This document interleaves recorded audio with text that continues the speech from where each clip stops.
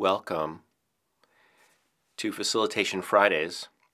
I'm Kalani, your host and teacher here at World Drum Club. And I want to ask you right now, what did you just learn about the rain stick? Hopefully, you were watching, you learned about the sound. You learned how to manipulate it, some options. You learned that you could play it and it could be a fast torrential downpour that was very short.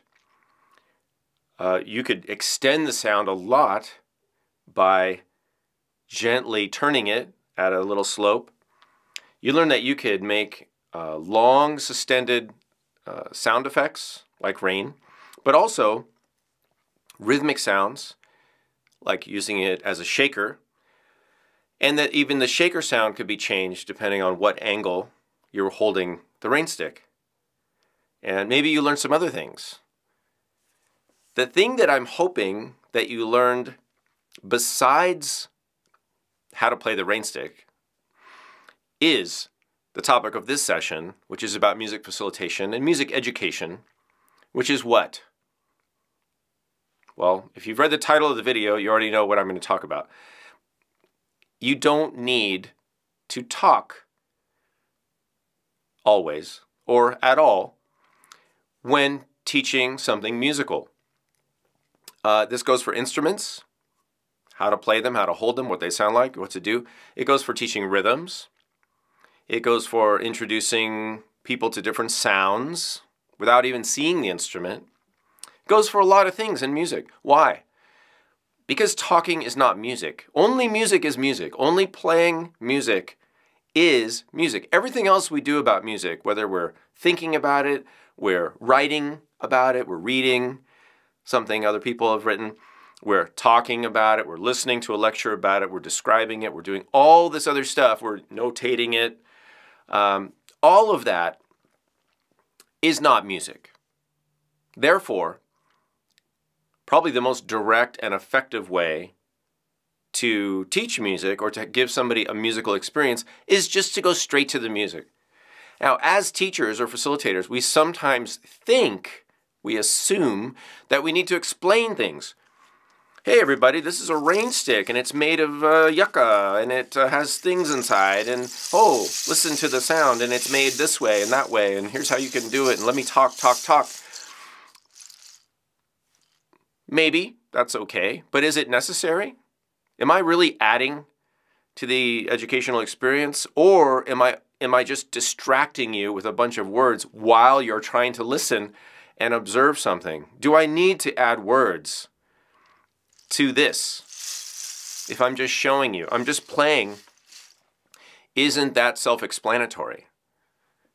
And my question for you to think about is, how few words can you get away with and still teach, present music? When you're presenting something musical, and this goes for if you're a, quote, facilitator or you're a teacher, the question I would ask myself is,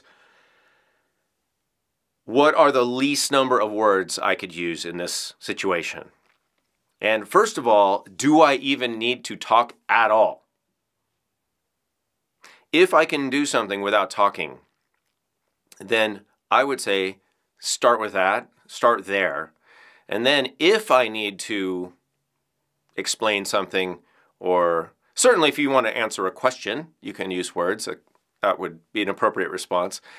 Not always. You don't have to use words. You could demonstrate and show people things. But I would say, it's like PowerPoint presentations. The most effective use is just maybe graphics, images, a few keywords, very little information, because, and this is my argument, and I'm not an expert at this, I'm just relaying my experience and my thinking, and that is when we're talking about something that is an abstraction or an art form, words are largely inadequate and can be a very ineffective way of transmitting quality information Whereas if we just let the thing speak for itself, whether that's showing an instrument and the sounds it makes, or playing a rhythm, or demonstrating anything, is it enough? And would it actually be better to just let it speak for itself? Because I think music speaks for itself. People hear music, okay, that's it. I get it. Describing it doesn't necessarily enhance it. And I believe it can detract from the experience. Why? Well, blah, blah, blah. It's like the Peanuts, Charlie Brown Peanuts cartoons, the animated things when the adults are talking, wah, wah, wah, wah, wah. What are you saying? I don't even know what that means. I understand the music because I'm hearing it directly, but when you start talking about what that is or describing it, I actually have to think, I have to shift my thinking to trying to understand what your words mean. I'm talking as a student or recipient right now. If somebody starts talking to me, in a way it kind of pulls me out of the musical experience, and now I'm having an analytical experience. I'm having a thinking exercise, or what some people call headspace, as opposed to the music space or the feeling space or the experiential space, right? So I'm going from kind of an existential, in the moment, my own personal experience of it, to this analytical thinking, having to decipher, what are they talking about? What do they mean by that? And then as a teacher too, I have to think about what is appropriate for me to say. What can my recipients even absorb? Do they understand all the vocabulary I'm using?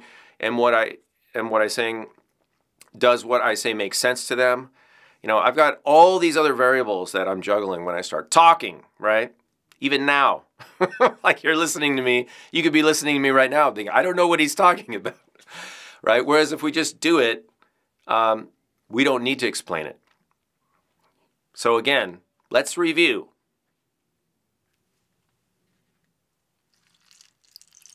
Now, I'm not going to go through all the playing again.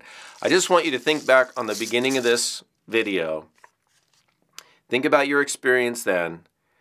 And were there any issues? You know, was there something that was not clear to you? I don't think so. I think you're just learning, observing, you know, all this stuff's registering with you. And I think there were so many lessons that were conveyed, so much information that was conveyed without talking. So